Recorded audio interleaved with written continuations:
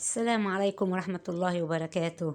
حبايبي الحلوين اللي بحبهم متابعيني الجمال، عاملين ايه؟ يا رب تكونوا بخير وبصحة وسلامة. بما ان بقى ان القرنبيط مال السوق، قلنا ايه؟ نخلل مع بعض كده شوية قرنبيط كده جمال جدا وبطعم حلو قوي، طريقة سهلة ومش مكلفة وهيعجبكم قوي. واحنا قبل كده طبعا خللنا ايه؟ الزيتون والليمون في فيديوهات يعني قبل كده. فهنشوف بقى الطريقة بتاعت التخليل القرنبيط ديت جميلة جدا. واللي برضو أول مرة يشوف القناة يخش يشترك ويفعل الجرس عشان يوصل له كل جديد.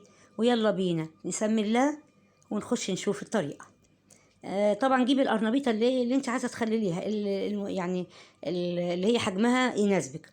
انا جبت قرنبيطة وقطعتها وردات كده صغيرة، وبعدين غسلتها غسلة حلوة كده تحت الحنفية بعد ما قطعتها، واديت لها نص سلقة زي ما انتوا شايفين. بص هي الوردات بتاعتها صغيره ازاي، جميله جدا. ليه؟ كل ما تصغر الورده بتاعت القرنبيطه هتستوي بسرعه وتبقى طعمها ايه؟ جميل معاكي كده في الاكل، وحاجه بتبقى ايه؟ مخلله جنب اي اكل كده تفتح النفس.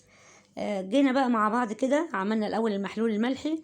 على كل كوبايه ميه كبيره معلقه ملح كبيره، بس الميه بقى تبقى ايه؟ مغليه قبل كده وسايباها لحد ما تبرد خالص، عشان ما تحطهاش على القرنبيط وهي سخنه، هتموره، هتخليه ايه؟ تنعم كده معاك القرنبيطه وما يبقاش ليها طعم حلو. زي ما انتم شايفينها كده اهوت.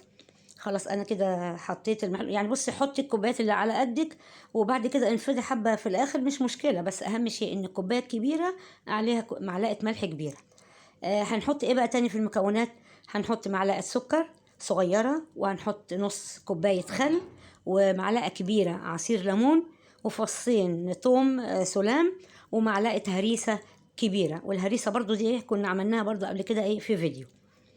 بعد كده بقى تجيب البرطمان الحلو كده النظيف. لو انت جايبه البرطمان ده لسه يعني جديد ما استعملتهوش، عادي جدا تغسليه بشويه ميه وخلاص. لو انت بقى كنت مستعملاه قبل كده، اغسليه بميه مغليه وحبه ملح وكبيهم بس كده كده، خلاص اتعقم معاك. رصي بقى فيه القرنبيط بعد ما طبعا اديتي له نص السلقه وصفتيه. رصيه بقى كده كله في البرطمان زي ما انتوا شايفينه بقى كده. يعني رصي رص كده، ما تحطيش عشوائي عشان ايه؟ البرطمان ياخد معاكي الكميه اللي انت ايه؟ هتخلليها بالشكل الجميل كده. خلاص انا حطيت بقى الكميه كلها. حطيت عليه الاول هي نص كوبايه الخل، يعني الخل كمان ده بيديله ايه؟ يعني ريحه حلوه، بيستوي بسرعه. وبعدين معلقه الليمون الكبيره، ومعلقه هريسه بنجر صغيره، يعني انا هرستها. البنجر لو انت مش عايزه تحطي بنجر برضو استبعديه، لو انت عايزه تحطي سليم حطي شريحه صغيره. وحطيت معلقه الهريسه الشطه الكبيره، وفصين الثوم قطعتهم كده طرنشات وحطيتهم. بعد كده بقى نزلت عليهم بايه؟ بالمحلول الملح اللي احنا عملناه.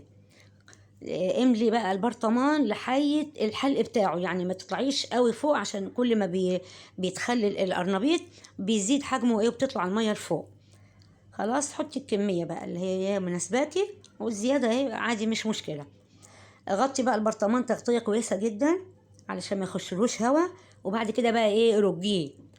ليه بقى بنرجه؟ علشان كل المكونات اللي احنا حطيناها دي كلها مع بعضها تتجانس مع بعضها، والقرنبيط يعني ياخد منها كلها، ما تبقاش ايه؟ حته لسه ما اتدوبتش وحته اتدوبت بس. وبكده بقى ايه؟ هتاكليه بعد 3 4 ايام بالكتير، عشان احنا ايه؟ سالقينه نص سلقه. سلقنا نص سلقه ده عشان ايه؟ وانت بتاكليه ما يضايقكيش تحت اسنانك كده، ايه؟ ما يدرسكيش. عشان ايه؟ بيبقى حلو في الاكل كده وهو ايه؟ مسلوق نص سلقه غير الني.